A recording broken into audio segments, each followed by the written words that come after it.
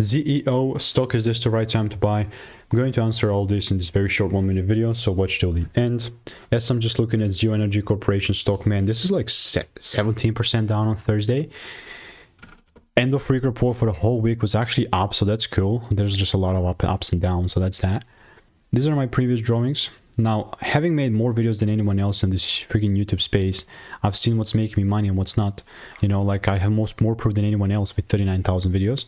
And generally speaking, this is still going to be like one heck of something that I'm not willing to just freaking change, because my bias was like correct for the longest time, right? I was waiting for a double break, got the double break.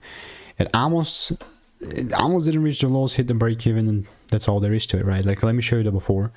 There you go. This was made like 2 months back, 20th of January. Yeah, like, there you go. It was made like when it was sitting at 332. Obviously, the chart was kind of like, the background was white there. It's black, but whatever. And all I'm gonna have to say is that it's still such a bearish range. Unless I see a big catalyst or breaks above $4, I'm obviously by no means looking to take things up here. If you want to make more money trading in a simple way, click the first link in the description. It's a free newsletter. Goodbye.